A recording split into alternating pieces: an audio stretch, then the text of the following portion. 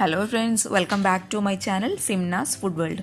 അപ്പോൾ ഞാൻ ഇന്ന് വന്നിട്ടുള്ളത് ഒരു സോഫ്റ്റ് പുട്ടുപൊടിയുടെ റെസിപ്പി ആയിട്ടാണ്. അപ്പോൾ ഓൾറെഡി സോഫ്റ്റ് പുട്ട് എങ്ങനെ ഉണ്ടാക്കുന്ന റെസിപ്പി ഞാൻ ഇട്ടിട്ടുണ്ടായിരുന്നു. അപ്പോൾ ഇന്ന് വന്നിട്ടുള്ളത് ആ പുട്ട് ഉണ്ടാക്കുന്നതിനുള്ള പൊടിയുടെ റെസിപ്പി ആയിട്ടാണ്. അപ്പോൾ സാധാരണ നമ്മൾ കടകളിൽ നിന്നൊക്കെയാണ് പുട്ടുപൊടി വാങ്ങിക്കാറ്.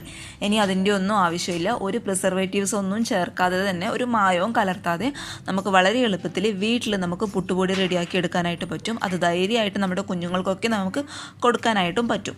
അപ്പോൾ നിങ്ങൾ വീഡിയോസൊക്കെ കണ്ടു നോക്കി ഇഷ്ടപ്പെടുകയാണെങ്കിൽ തീർച്ചയായിട്ടും ഇങ്ങനെയൊന്ന് ട്രൈ ചെയ്ത് നോക്കട്ടോ.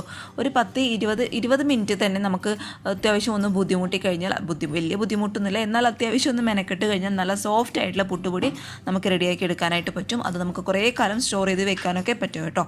അപ്പോൾ നമുക്ക് വീഡിയോയിലോട്ട് കടക്കുന്നതിന് മുന്നേ ചാനലിൻ്റെ വീഡിയോസൊക്കെ ആദ്യമായിട്ട് കാണുകയാണെങ്കിൽ ആസ് യൂഷ്വൽ ഒന്ന് സബ്സ്ക്രൈബ് ചെയ്യുക കേട്ടോ.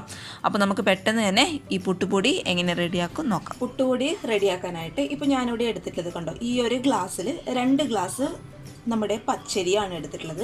അപ്പോൾ നിങ്ങൾക്ക് പച്ചരിക്ക് പകരമായിട്ട് നമ്മുടെ ഇഡ്ഡലി റൈസിലെ അത് ഉപയോഗിക്കാം, അതുപോലെ ബസ്മതി റൈസ് അത് ഉപയോഗിക്കാം, ഏത് വേണമെങ്കിലും ഉപയോഗിക്കാം കേട്ടോ. പക്ഷേ എനിക്ക് തോന്നുന്നു പുട്ടൊക്കെ ഉണ്ടാക്കുമ്പോൾ കുറച്ചും കൂടി നല്ലത്, നമ്മൾ പണ്ട് മുതലേ നമ്മുടെ അമ്മമാരൊക്കെ ചെയ്യുന്നത് പച്ചരി വെച്ചിട്ട് തന്നെയാണ് ചെയ്യുന്നത്. അപ്പോൾ പുട്ടുണ്ടാക്കുമ്പോൾ പച്ചരിയാണ് കൂടുതൽ നല്ലത്. അപ്പോൾ അത് പച്ചരി കിട്ടാത്തവർക്കാണ് ഞാൻ ഈ ബസ്മതി റൈസ് അതുപോലെ ഇഡ്ഡലി റൈസൊക്കെ ഓപ്ഷണലായിട്ട് പറഞ്ഞത് കേട്ടോ. അപ്പോൾ ഈ ഒരു ഗ്ലാസ്സിൽ 2 ഗ്ലാസ് പച്ചരി ഞാൻ ഈ ഒരു പാത്രത്തിലോട്ട് ഇട്ട് കൊടുത്തിട്ടുണ്ട്. അപ്പോൾ ഇതേ നമ്മുടെ പച്ചരി 2 ഗ്ലാസ് ഈ ഒരു പാത്രത്തിൽ ഇട്ട് കൊടുത്തതിന് ശേഷം ഞാൻ നന്നായിട്ട് കൈവച്ച് കഴുകിയെടുക്കാനായിട്ട് നോക്കുക. അപ്പോൾ ഞാൻ നന്നായിട്ട് കഴുകി എടുത്തിട്ടുണ്ട്. ഇനി നമുക്ക് എന്ത് ചെയ്യണം, ഇത് ഒരു മണിക്കൂറെങ്കിലും കുതിരാനായിട്ട് മാറ്റി വെക്കണം. 1 മണിക്കൂർ കുതിർത്ത് വെച്ചാൽ മതി കേട്ടോ. ഒരുപാട് സമയം കുതിർത്ത് വെക്കുമ്പോൾ എന്താ കുഴപ്പമെന്ന് വെച്ചാൽ, പച്ചരിക്കൊക്കെ അറിയാമല്ലോ, ഒരുപാട് സമയം കുതിർത്ത് വെക്കുമ്പോൾ വല്ലാത്തൊരു സ്മെല്ല് വരും. ആ പുട്ടിനൊക്കെ പുട്ട് നമ്മൾ കഴിക്കുമ്പോഴേക്കും ആ ഒരു സ്മെല്ലുണ്ടാവും. അതുകൊണ്ട് മിനിമം ഒരു മണിക്കൂറെങ്കിലും കുതിർത്ത് വെച്ചാൽ മതി. അപ്പോഴേക്കും പച്ചരി മാത്രമായതുകൊണ്ട് നന്നായിട്ട് അങ്ങ് കുതിർന്നോളും. അപ്പോൾ നമുക്ക് 1 മണിക്കൂർ ഈ പച്ചരി കുതിർക്കാനായിട്ട് മാറ്റി വയ്ക്കാം.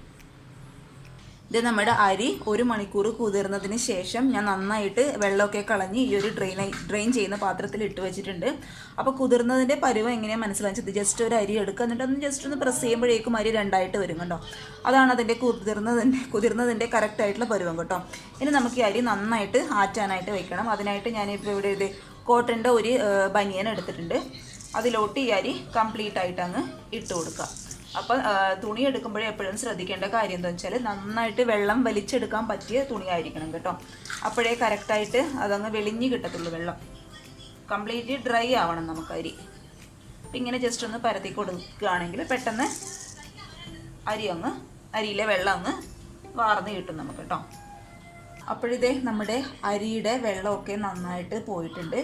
നമ്മളിങ്ങനെ എടുത്ത് പിടിക്കുമ്പോൾ നമ്മുടെ കയ്യിലൊന്നും ഒട്ടും വെള്ളം ഉണ്ടാകാൻ പാടില്ല കേട്ടോ. അതാണ് ഇതിൻ്റെ കറക്റ്റ് പരുവെന്ന് പറയുന്നത്. ഏകദേശം ഒരു അരമണിക്കൂർ എടുത്തു എനിക്കിങ്ങനെ കിട്ടാൻ വേണ്ടിയിട്ട്. അപ്പോഴിതേ എന്ത് ചെയ്താൽ നമുക്കിത് മിക്സിയുടെ ജാറിലിട്ട് ഒന്ന് പൊടിച്ചെടുക്കണം. അതിനായിട്ട് നല്ല ക്ലീൻ ആയിട്ടുള്ള മിക്സിയുടെ ജാർ എടുക്കുക, ഒട്ടും വെള്ളം ഉണ്ടാവാൻ പാടില്ല. അതിലോട്ട് നമുക്ക് ഈ അരി ഇട്ട് കൊടുക്കാം. ഇപ്പോൾ ഒരു ട്രിപ്പിൽ എനിക്ക് അരിയൊന്നും തോന്നുന്നില്ല കേട്ടോ, 2 ട്രിപ്പായിട്ട് നമുക്കിത് പൊടിച്ചെടുക്കാം. ഞാൻ ആദ്യത്തെ ട്രിപ്പ് അരി മിക്സിയുടെ ജാറിലോട്ട് ഇട്ട് കൊടുത്തിട്ടുണ്ട്. ഇവിടെ കുറച്ച് ലൈറ്റ് കുറവാട്ടോ, അതുകൊണ്ട് ഒന്ന് അഡ്ജസ്റ്റ് ചെയ്യാം.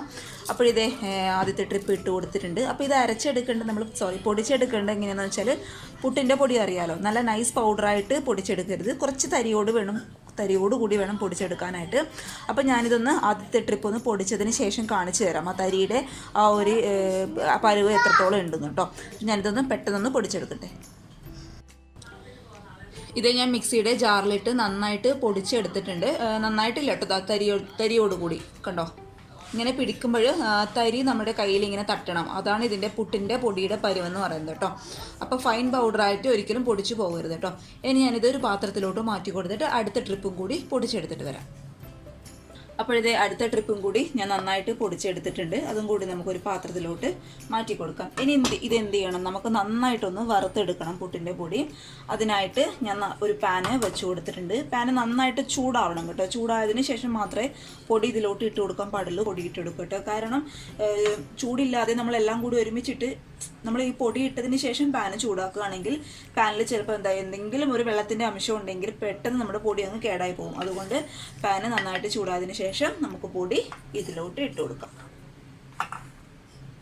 ഒരു 10-15 മിനിറ്റ് ഒന്ന് നന്നായിട്ടൊന്ന് ഇളക്കി കൊടുക്കുക കേട്ടോ. കാരണം എല്ലാ ഭാഗത്തും ഒരുപോലെ ഈവണായിട്ട് എല്ലാ ഭാഗത്തും പൊടിയിൽ ആ ചൂടെത്തണം, എങ്കിലേ നമ്മുടെ പൊടി കേടാകാതിരിക്കും. അതുകൊണ്ട് ഈവണായിട്ട് എല്ലാ ഭാഗത്തും ഒരുപോലെ അങ്ങ് ഇളക്കി കൊടുക്കുക.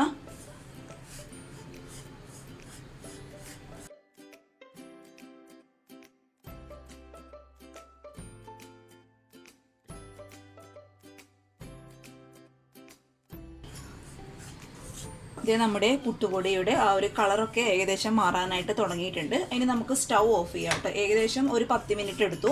അപ്പോൾ സ്റ്റൗ ഓഫ് ചെയ്യുക. ഒരുപാട് അങ്ങ് കരിഞ്ഞു പോകരുത് കേട്ടോ ഒരിക്കലും. അപ്പോൾ അതിൻ്റെ ആ ഒരു ഫ്ലേവർ മൊത്തത്തിൽ അങ്ങ് മാറും. പിന്നെ നന്നായിട്ട് ചൂടായി അതിൻ്റെ പരുവമായി എന്ന് തോന്നുമ്പോൾ നല്ലൊരു സ്മെല്ല്, നമ്മുടെ ഈ അരിപ്പൊടി വറുത്തെടുക്കുമ്പോൾ നല്ലൊരു സ്മെല്ല് വരില്ല. ആ ഒരു സ്മെല്ലൊക്കെ കാണുമ്പോൾ പതുക്കെ അങ്ങ് സ്റ്റൗ അങ്ങ് ഓഫ് ചെയ്യുക കേട്ടോ.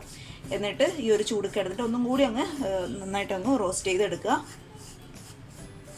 ഞാൻ സ്റ്റൗ ഓഫ് ചെയ്തേ, ഓണിലല്ല ഇരിക്കുന്നത്. അതെ, അപ്പോൾ നമ്മൾ പുട്ടുപൊടി പാകത്തിനായിട്ടുണ്ട്.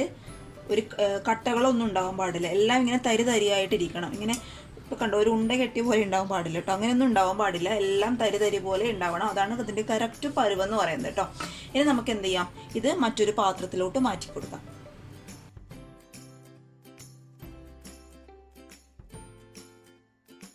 ഈ ഒരു പാത്രത്തിൽ ഇട്ടിട്ടാണ് പൊടിയുടെ ചൂടാറാനായിട്ട് വെക്കുന്നത്. ചൂടോടുകൂടി ഒരിക്കലും ഒരു ബോട്ടിലോ അല്ലെങ്കിൽ കവറിലോ ഒന്നും ഇട്ട് വെക്കാൻ പാടില്ല കേട്ടോ. പൊടി അപ്പം തന്നെ കേടാവും. ചൂട് കംപ്ലീറ്റ് ആയിട്ട് പോയതിന് ശേഷം നമുക്ക് ഒരു ബോട്ടിലോട്ട് ഇത് മാറ്റാം. അതിന് മുന്നേ ഇതിൻ്റെ ചൂടൊന്ന് ആറണം. അതിനുശേഷം നമുക്കൊന്ന് അരിച്ചെടുക്കണം. അപ്പോൾ ആദ്യം ഇതിൻ്റെ ചൂടൊന്ന് ആറട്ടെ. നമ്മുടെ പൊടിയുടെ ചൂടൊക്കെ നന്നായിട്ട് മാറിയിട്ടുണ്ട്. നന്നായിട്ട് മാറണം കേട്ടോ. അല്ലാതെ ചൂടോടുകൂടി നമ്മൾ ബോട്ടിലോ കണ്ടെയ്നറിലോ ഇട്ട് വെച്ചാൽ ആവി കയറി പൊടി പെട്ടെന്ന് അങ്ങ് കേടായി പോകും. അപ്പോൾ ചൂട് നന്നായിട്ട് മാറിയിട്ടുണ്ട്. ഇനി നമുക്കിത് എന്ത് ചെയ്യണം, ഒന്ന് അരിച്ചെടുക്കണം.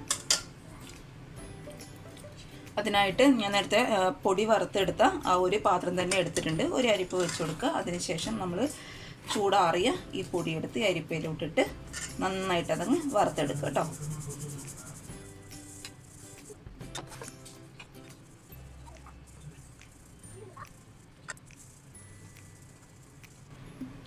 അപ്പോഴത്തെ ഇത് കംപ്ലീറ്റ് ആയിട്ട് ഞാൻ അരിച്ചെടുത്തിട്ടുണ്ട്. കണ്ടോ, ഈ ഒരു തരികളൊക്കെ നമുക്ക് കിട്ടിയിട്ടുണ്ട്. ഇത് നന്നായിട്ട് പൊടിയാത്ത തരികളാണ് കേട്ടോ. അത് നിങ്ങൾ കളയേണ്ട ആവശ്യമില്ല.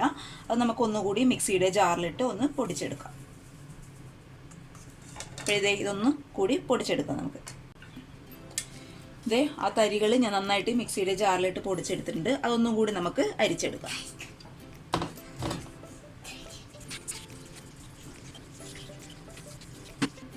ഇത് നമ്മൾ അരിച്ചെടുത്തിട്ട് ഈ ഒരു തരികൾ ബാക്കി വന്നിട്ടുണ്ട്. അത് നമുക്ക് കുഴപ്പമില്ല കേട്ടോ. ഈ പുട്ടുപൊടിയുടെ കൂടെ ഇട്ട് കൊടുക്കാം. അത് അത്ര പ്രശ്നമായിട്ട് വരുന്നില്ല. ഒരുപാടൊന്നും ഇല്ലല്ലോ, കുറച്ചല്ലേ ഉള്ളൂ. അപ്പോൾ പുട്ടുപൊടിക്ക് കുറച്ച് തരികൾ ഉള്ളത് നല്ലത് തന്നെയാണ്. അപ്പോൾ അവസാനം വരുന്ന തരികൾ ഇതിൻ്റെ കൂടെ അങ്ങ് ഇട്ട് കൊടുക്കാം. ഇതിൽ കൂടുതൽ വന്നാൽ ഒന്നുകൂടി മിക്സിയുടെ ജാറിലിട്ട് അടിച്ചെടുത്ത് നന്നായിട്ടൊന്ന് അരിച്ചെടുത്ത് കളയാം കേട്ടോ. അപ്പോഴത്തേ നമ്മുടെ നല്ല സോഫ്റ്റ് ആയിട്ടുള്ള പുട്ടുപൊടി റെഡി ആയിട്ടുണ്ട്. അപ്പോൾ ഇതെങ്ങനെയാണ് പുട്ടുപൊടി റെഡിയാക്കി എടുക്കേണ്ടത് കേട്ടോ. ഞാൻ ഓൾറെഡി ഒരു പുട്ടിൻ്റെ റെസിപ്പി ഇട്ടപ്പോൾ ആരോ എനിക്ക് കമൻറ്റ് ചെയ്തായിരുന്നു പുട്ടുപൊടി എങ്ങനെയാണ് റെഡിയാക്കുക എന്ന് ചോദിച്ചിട്ട്. പേര് ഞാൻ ഓർക്കുന്നില്ല. അപ്പോൾ ആൾ കാണുന്നുണ്ടെങ്കിൽ തീർച്ചയായിട്ടും ഇങ്ങനെ ഒന്ന് ട്രൈ ചെയ്ത് നോക്കൂ. എല്ലാവരും ട്രൈ ചെയ്ത് നോക്കിയിട്ട് അഭിപ്രായങ്ങളൊക്കെ അറിയിക്കുക. അപ്പോൾ ഇത് നിങ്ങൾ നന്നായിട്ട് ഒരു ബോട്ടിൽ, നല്ല വൃത്തിയുള്ള ഒരു ബോട്ടിലോ അല്ലെങ്കിൽ കവറിലോ അടച്ച് വെച്ചിട്ട് നമുക്ക് ഒരുപാട് കാലം യൂസ് ചെയ്യാം കേട്ടോ. ഫ്രിഡ്ജിൽ വെച്ചാൽ മതി, ഒന്നും ആവത്തില്ല. അപ്പോഴിതേ ഇങ്ങനെയൊക്കെ എല്ലാവരും ഒന്ന് പുട്ടുപൊടിയൊക്കെ ഉണ്ടാക്കി നോക്കുക. അതിനുശേഷം നല്ല സോഫ്റ്റ് പുട്ട് തയ്യാറാക്കി എടുക്കുക. അപ്പോൾ എല്ലാവരും കുഞ്ഞുങ്ങൾക്കൊക്കെ നമുക്ക് ധൈര്യമായിട്ട് കൊടുക്കാനായിട്ട് പറ്റും. അപ്പോൾ ഇനി എല്ലാവരും ഇങ്ങനെയൊന്ന് ട്രൈ ചെയ്ത് നോക്കിയിട്ട് അഭിപ്രായങ്ങളൊക്കെ അറിയിക്കും കേട്ടോ. അപ്പോൾ അടുത്ത ഒരു നല്ല വീഡിയോ ആയിട്ട് കാണും വരെ താങ്ക്